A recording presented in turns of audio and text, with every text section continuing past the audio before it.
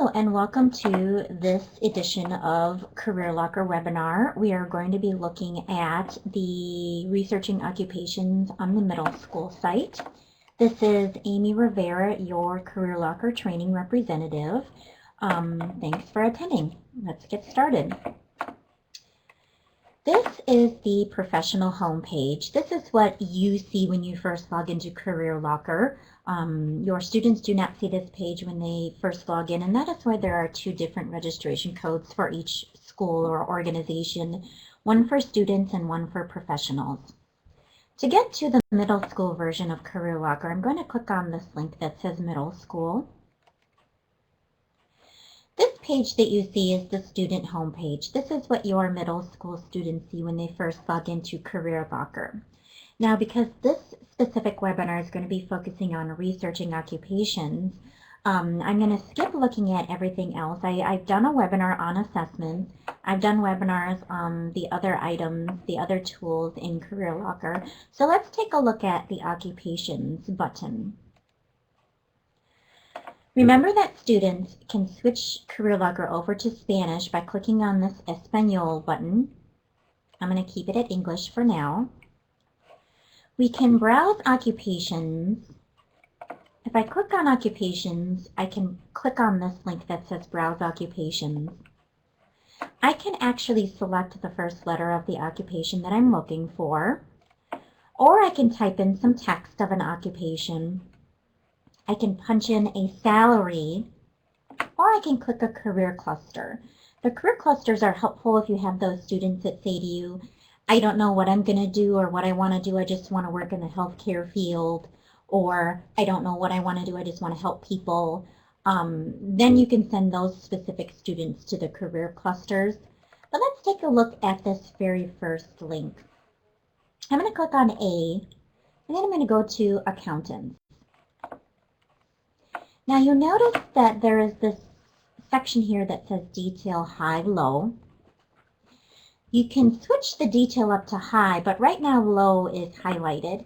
What that means is that there is less text than the high detail. It automatically defaults to low detail for middle school students. So there's less text. The reading level is dropped down a little bit. So for middle school students, they're going to be seeing this work description, this very first page about the job. Accountants use records to show businesses and individuals the amount of money they've earned and they have spent. And then we have at-a-glance information over here on the right. We have working conditions, workplaces. The next category is education path. So getting a job for entry-level positions in this occupation in accounting, employers usually require a minimum of an associate's degree in accounting. Helpful high school courses. So now the student is in middle school, they can start planning their high school career. So helpful high school courses for accounting would be courses such as courses that would prepare them for college, but also finance, business, law, geometry. And then persons who wish to advance generally complete their CPA exam early in their careers. And if a student wants to go to college, they would click on, or they would check out this section, majors and degrees. If I want to become an accountant, I should most likely major in accounting, taxation, or actually just accounting and taxation. Now, the majors and degrees section, I will cover better on my other webinar called Middle School Explore More section. Majors and degrees, we can click on Explore More. But just to give you an idea, if I click on this accounting link, I've left occupations and I've moved over to Explore More, where this page gives me a description of accounting and what accounting is as a major.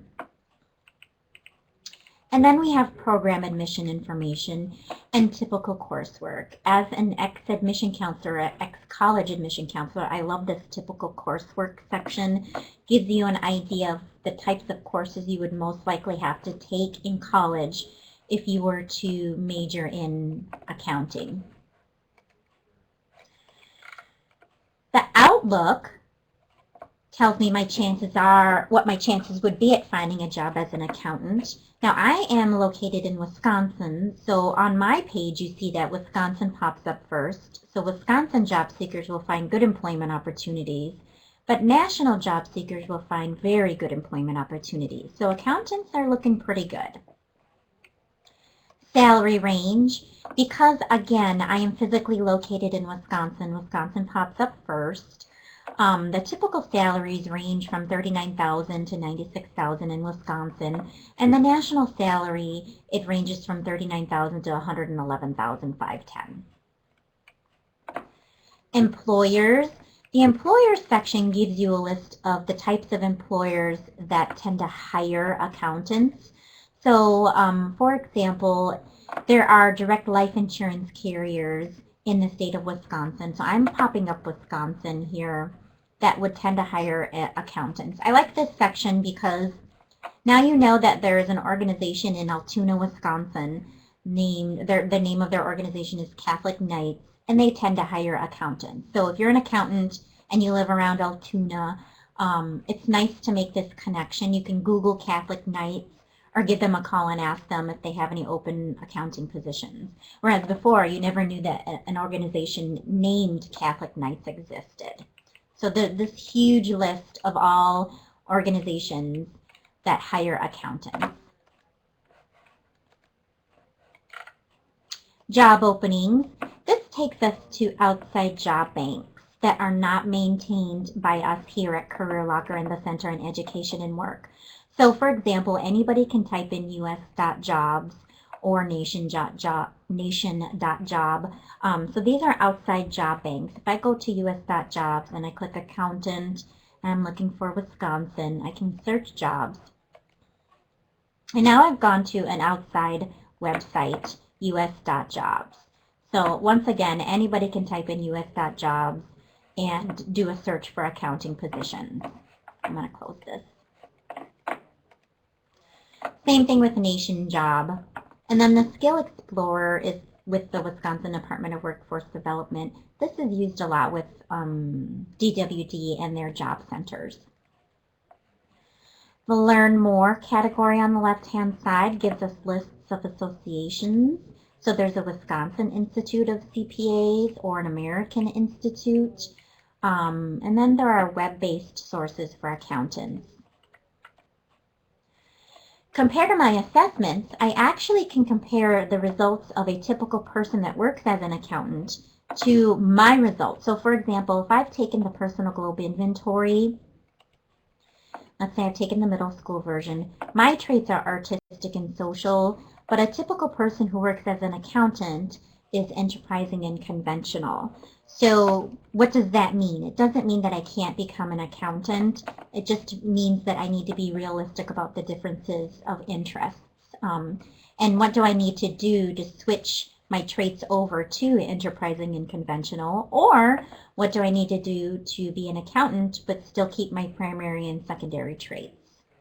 You can do this for all of not all of the inventories, for the inventories you see on this list. Forgive me, I can't talk today. A day in the life gives us a description of a day in the life of an accountant. Gives your students a nice idea of what accountants do. And then videos. Some organizations or some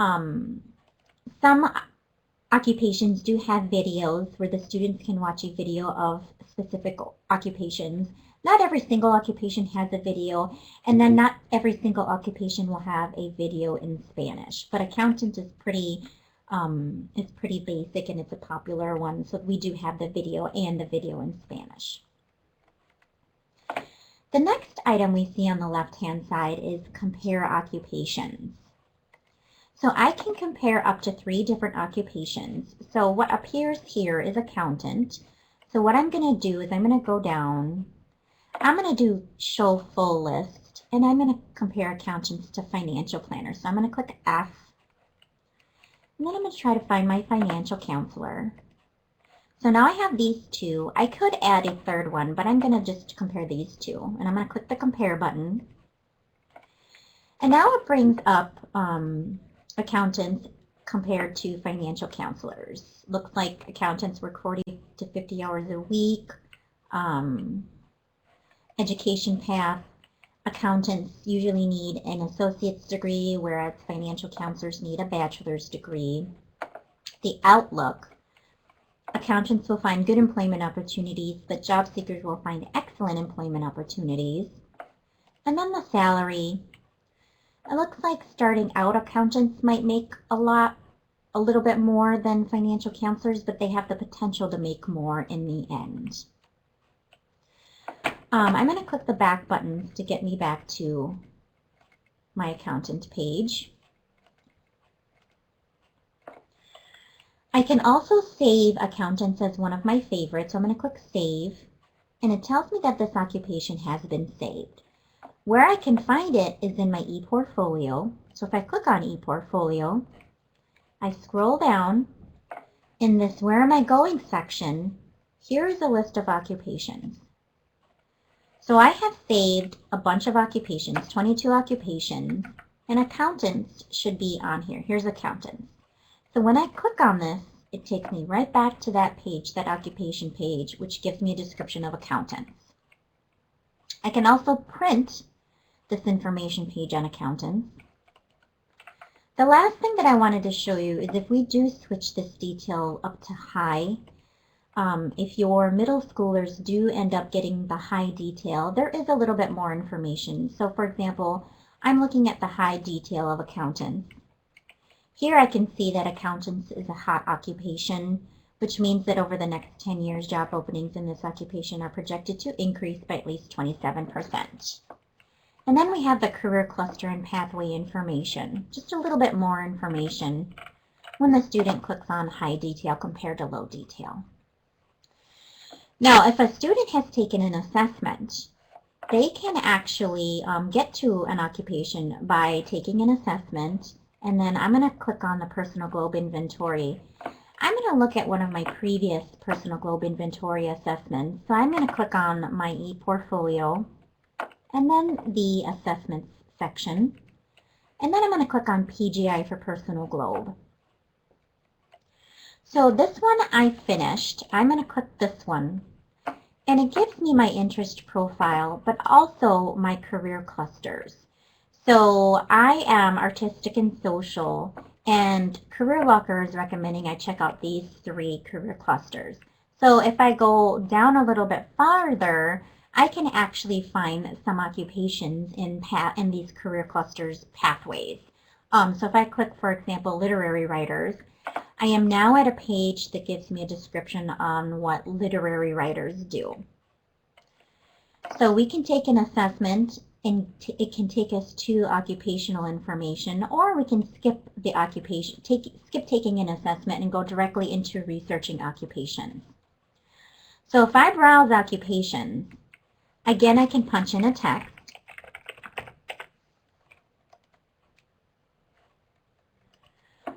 Or I can punch in a salary, which I don't recommend the students do. Career development theories say that people are most happy in occupations that match their interests, but students are going to do this anyway, so I'm going to put in $100,000 and then click Show Occupations. Not a lot on this list. But I can also find the occupations based on career clusters. So for example, finance. Here's a list of all of the occupations that fall under the finance career cluster. Here is accountants, and accountants is a hot job. If I go back to the occupations button, I can also now browse career clusters. Go directly into browsing career clusters. So if I click on occupations and I browse career clusters, I can actually get to a page that gives me a description of all of the career clusters. So for example, I'm looking at the Arts, Audio, Video, Technology, and Communications cluster. Gives me a description. I can see if my high school offers a program of study for a pathway or this career cluster at wycareerpathways.org. I can check out the pathways in this cluster, and I can see occupations that fall under this cluster. So again, if I'm interested in the arts, I can click on the arts cluster and see what types of occupations fall under this. And then I can click on Program of Study. So based on the website wicareerpathways.org, they recommend that grade 9, you take these specific courses if you're going to be going into the arts cluster. Then grade 10, here's a list of courses, grade 11 and grade 12. So I'm going to click on this occupations button, and that was browse career clusters.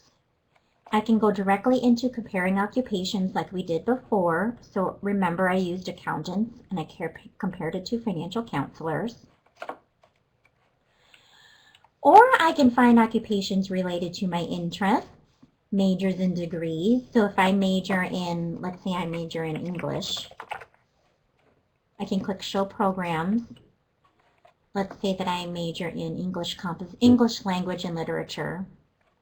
I could most likely be a secondary school teacher, a copy editor, or a writer. Or the Exploring Work worksheet. This, I can find occupations that focus on specific work items or areas of work, or even amount of education, or if I want to work outside. So let's say that I want to work outside. I can click Show Matching Occupations. There are 49 occupations in CareerLocker that have me working outside. I can also use the Exploring Work worksheet. I can find occupations based on labor market data. I can find occupations matching my budgets. And then I can browse healthcare occupations. Healthcare is hot in the United States. Or military occupations. So we have specific military occupations. So for example, if I click on, let's see here, let's do caseworkers and counselors.